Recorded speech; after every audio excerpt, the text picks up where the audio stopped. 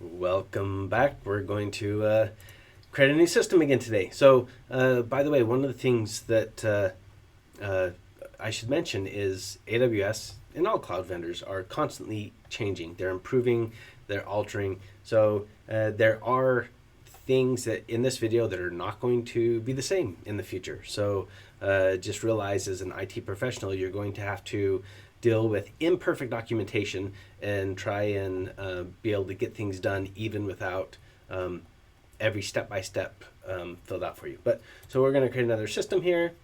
We're going to be professionals at this in no time. By the way, one of the nice things about me doing this each time is at the end of the videos, I just type in this nice little command called history. And I'll try and do it at the end of this command of this video before I stop recording. And what I do after I've done that is I can take that and I can paste it in the bottom of the YouTube video. Okay, so I need to grab the IP address, and I'm doing this pretty quick, so I doubt it's going to be ready yet, but we'll try. And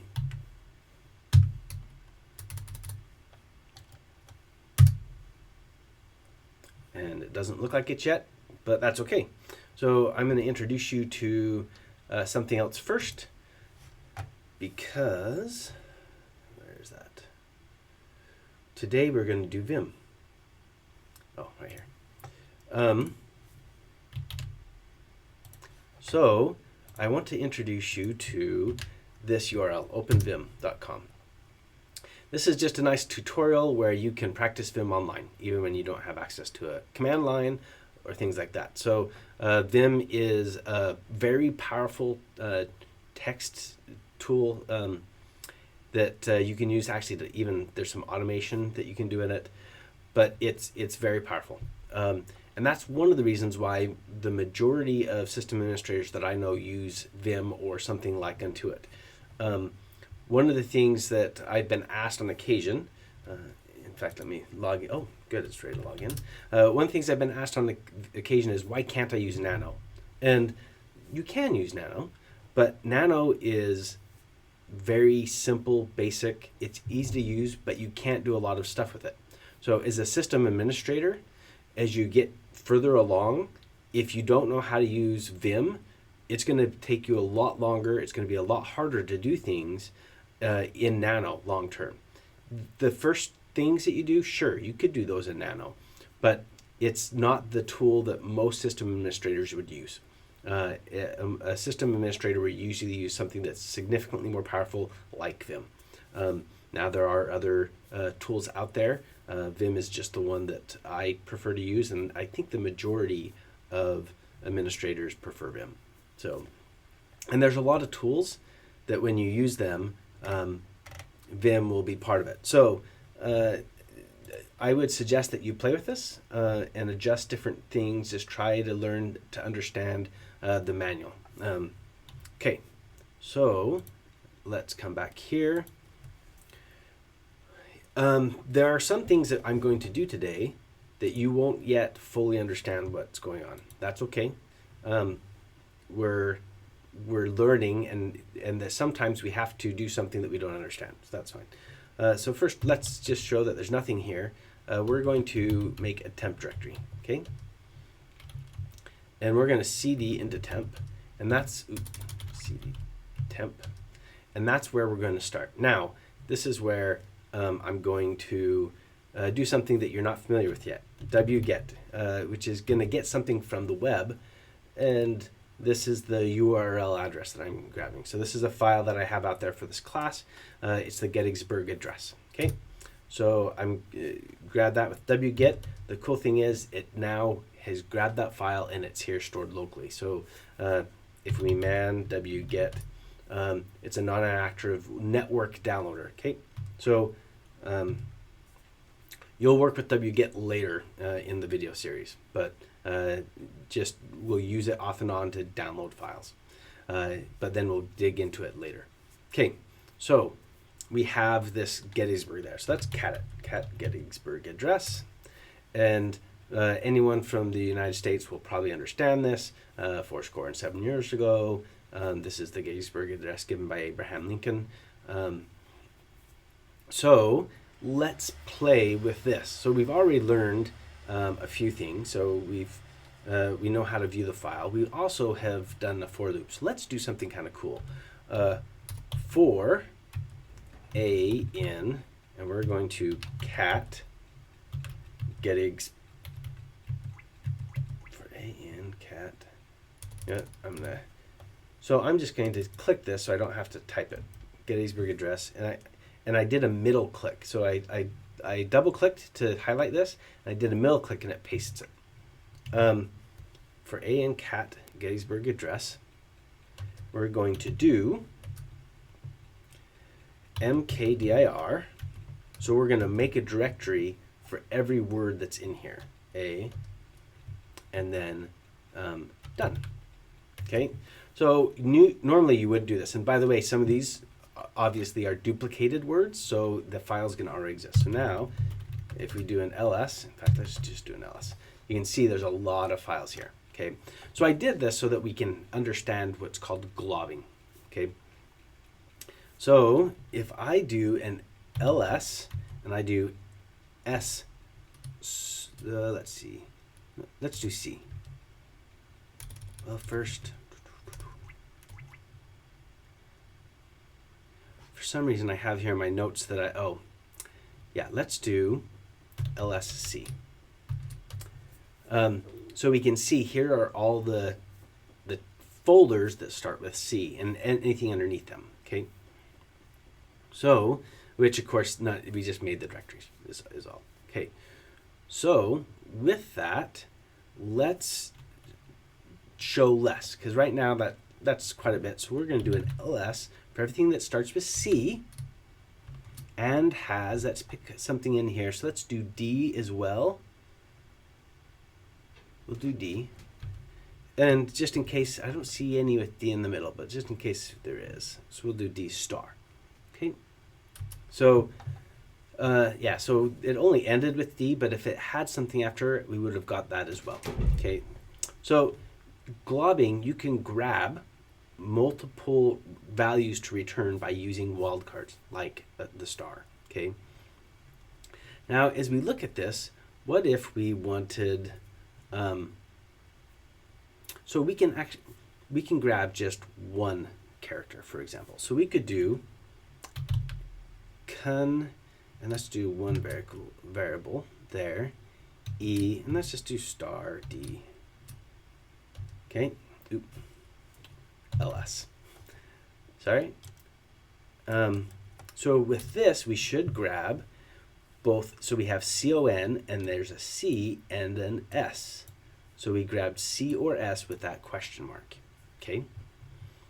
Now if we do ls f star, we get a lot, but we can do ls f question, and we only get those that have two characters after.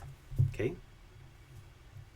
We can also do ls, and let's just grab everything with aeiou, and everything that starts with that star.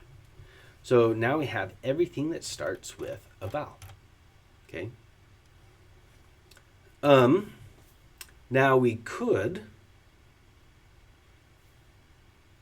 do a loop with everything in this file. Okay. So we could do for a in ls do echo, do a -n, so we're going to stick it on the same line, $a. So since we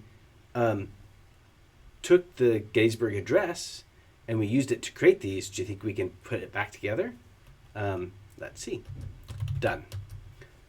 That does not look like the Gettysburg address to me. So remember, we had things that were duplicated that were removed. So that's number one. And number two, this looks like it was in order of the alphabet. Okay, so we have all these A's at the front. So unfortunately, sometimes when you take something and you do something with it, you can't put it back together. Okay, so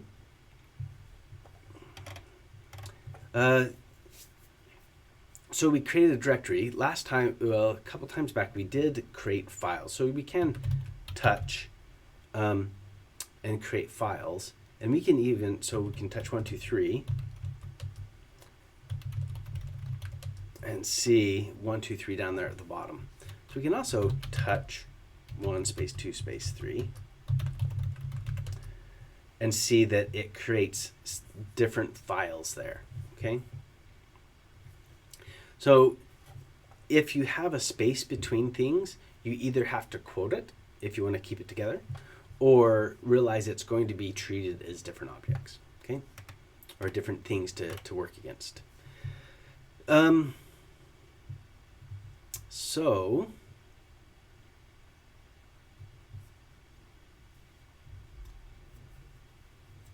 we could do a lot with this.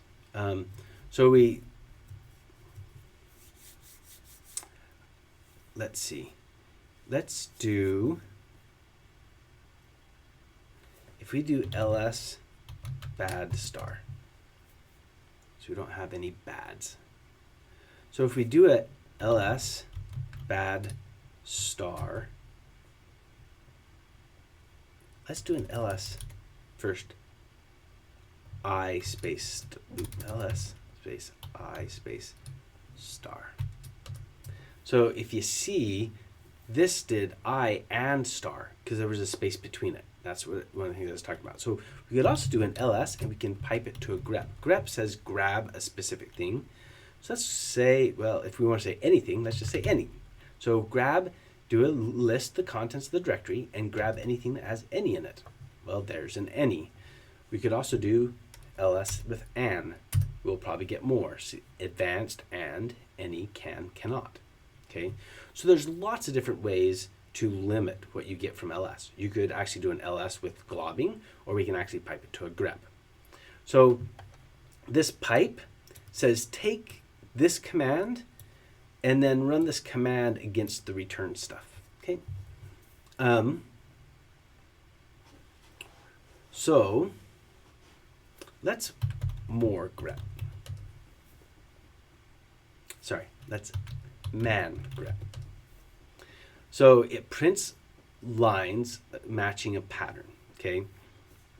So grep can actually use regular expressions. We'll cover regular expressions later. But that makes it very, very powerful as a tool to be able to do different things. So let's see. We could grep a lot of different things. Let's do an ls. Let me just silence that. Okay, so we can do an ls and we could pipe that through a grep live and see everything with live. We can do an ls with just li and see what more's there. Or we can do ai.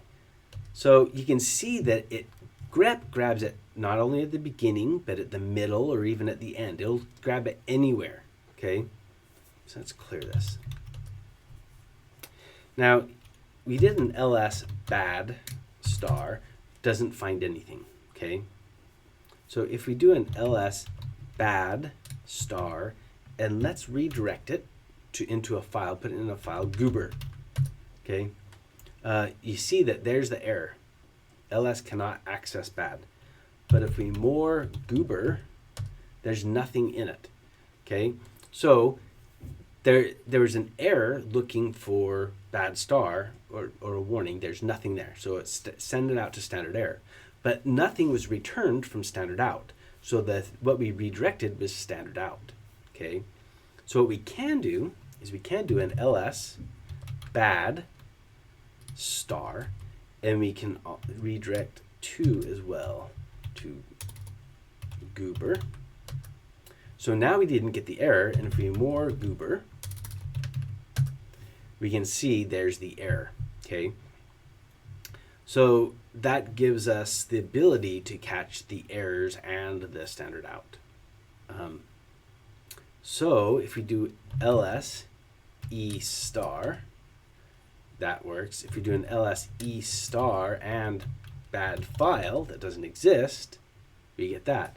So if we redirect that to try 1, we get an error. If we come up and we put 2 here, 2 here, and we send it to try 2, we do get the standard out, okay, but the standard errors in try 1.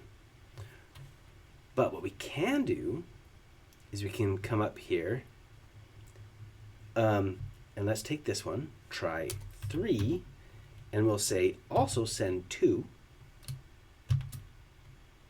to standard standard out. Okay, so now we have more try 1 that has the good output. We have more try 2 that has the bad output, the stuff that didn't work.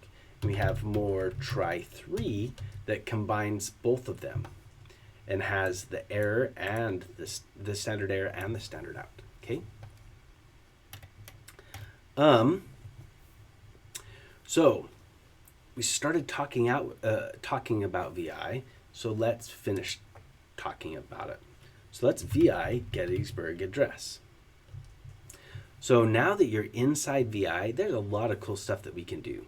So for example, I teach at an international school. So this does not, so around half of my students are from, well, actually more than half of my students are from overseas. They're not from the United States. So I'm going to change this, and I'm just going to do a colon %s because I'm already in command mode. And I'm going to change all the we's to you, and I'm going to do it global. So if there's more than one on a line, we'll get it. Okay. And I'm going to hit enter. And you see there were 9 substitutions on one line. So this is all on one line. Now, if I look here, I'm just going to do /WE. There's still uppercase we. Well, okay. So let's do the same thing that I just did, %s. And I'm going to do the uppercase we and change it to you globally. Okay. And so that's changed now. So we have all those were changed to you. Okay. So now I could exit out by hitting colon to get to the command, and I can either write W and Q to quit, or I can just Q quit and not write. Write would be saving it. So I'm just going to Q quit. Okay. Oh. And since I made changes, it wants me to do an exclamation to say, yeah, I really want to quit, even though there's changes. Okay. And there we go. So now you've played with globbing and VI. You are well along your way of being more of a Linux system administrator. Congratulations.